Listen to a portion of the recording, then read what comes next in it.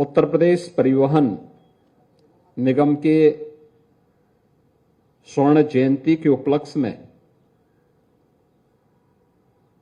मैं परिवहन विभाग के सभी अधिकारी और कार्मिकों को हृदय से बधाई देता हूं। एक शानदार यात्रा के लिए और प्रदेश की 25 करोड़ जनता की सुगम और आसान यात्रा के लिए विगत 50 वर्षों से जिस यात्रा को आपने प्रारंभ किया है, आज वह अपने साथ होली के पूर्व कुछ नई उपलब्धियों को जोड़ने जा रहा है। मैं इसके लिए पूरे परिवहन विभाग का हृदय से अभिनंदन करता हूं और आप सबके प्रति अपनी बधाई और शुभकामनाएं भी देता हूं। मुझे प्रसन्नता है कि आज स्वर्णिम लोगो भी परिवहन विभाग ने अपना जारी किया है। हम सब जानते हैं कि यह वर्ष देश की आजादी का अमृत महोत्सव का पहला वर्ष है।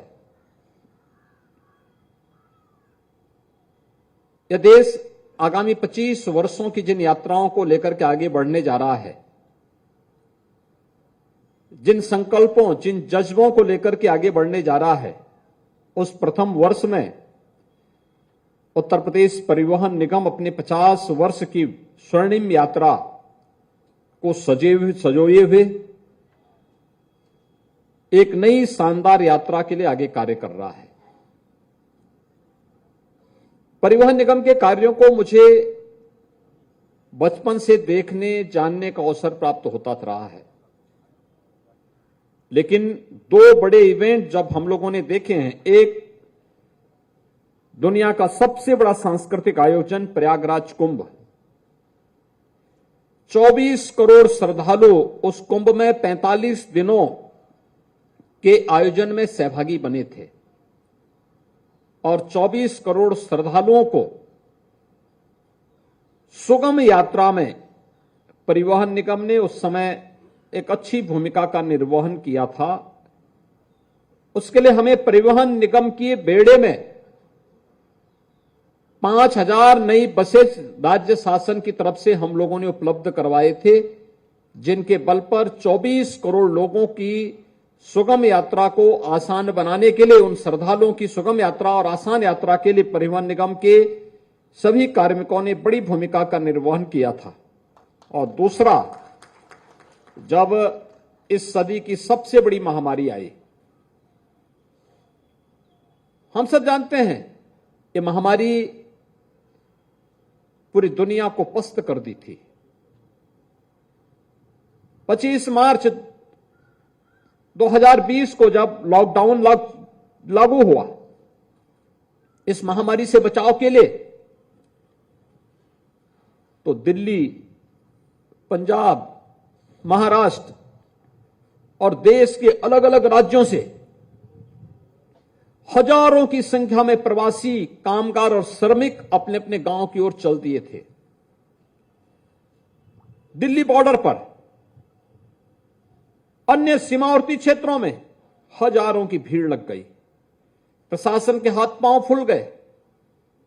क्या होगा? एक तरफ लॉकडाउन और दूसरी तरफ यानी 25 को लॉकडाउन लगा और 27-28 में दृश्य सड़कों पर मंजर देखने को मिल रहा था। तब मैंने इमरजेंसी में परिवहन निगम की ही बैठक बुलाई थी और बैठक बुला करके मैंने कहा, भाई आपके पास कितनी बसें हैं? परिवहन निगम ने कहा कि हमारे पास 12 से 14 हजार की बसेस का बेड़ा है, हमें सुविधा मिलेगी, हम तत्काल इस कार्यक्रम को अपने हाथों में ले सकते हैं। मैंने कहा फिर देर मत करो। और देखते ही देखते परिवहन निगम के चालक, परिचालक, परिवहन निगम के सभी अधिकारीगण अगले 12 घंटे के अंदर अपने पूरे बेड़े के साथ गाजियाबाद में, सहारनपुर में, आगरा में, झांसी में, और अलग अलग उन क्षेत्रों में जहां से भी प्रवासी कामगार और श्रमिक आ रहे थे, वहां पर एकत्र होकर के हर एक प्रवासी कामगार और श्रमिक को उनके गंतव्य तक पहुंचाने के लिए पूरी ईमानदारी के साथ लग गया था। जब व्यक्ति अपनी जान को बचा रहा था, उस समय परिवहन निगम के हमारे कर्मचारी अपनी जान की परवाह के बगैर प्रशासन के साथ कदम से कदम मिलाकर के लगभग 40 लाख तो कामगार और श्रमिक उत्तर प्रदेश के थे और 60 लाख बिहार, झारखंड, वेस्ट बंगाल, उड़ीसा, असम या फिर उत्तर प्रदेश की ओर से जाकर के मध्य प्रदेश, राजस्थान, उत्तराखंड, यहां सभी जगह के लोग थे। 1 करोड़ श्रद्धालुओं, 1 करोड़ नागरिकों को, प्रवासी कामगार और श्रमिकों को उनके गंतव्य तक पहुंचाने में बड़ी भूमिका का निर्वहन परिवहन निगम के चालक परिचालकों ने, पुलिस, होमगार्ड और अन्य प्रशासनिक अधिकारियों के साथ मिलकर के इन कार्यक्रमों को आगे बढ़ाने का कार्य किया था। दुनिया ने उसकी सराहना की कि देखिए संकट के समय किस जज्बे के साथ काम किया है उत्तर प्रदेश सरकार ने। अद्भुत कार्य था और वही कार्यक्रम उसी दौरान हम लोगों ने देखा था कैसे कैसे मंजर देखने को मिल रहे थे। कोटा में जो बच्चे प्रतियोगी परीक्षाओं की तैयारी कर रहे थे, उन बच्चों को सुरक्षित वहां से लाना। हमने 500 बसें भेजी थी परिवहन निगम की कोटा। हमारे चालक परिचालक गए, उन बच्चों को सुरक्षित ला करके उनके घरों तक पहुंचाने का काम किया। 15,000 बच्चे थे वहां, लगभग 4,500 बच्चे उत्तराखंड के थे।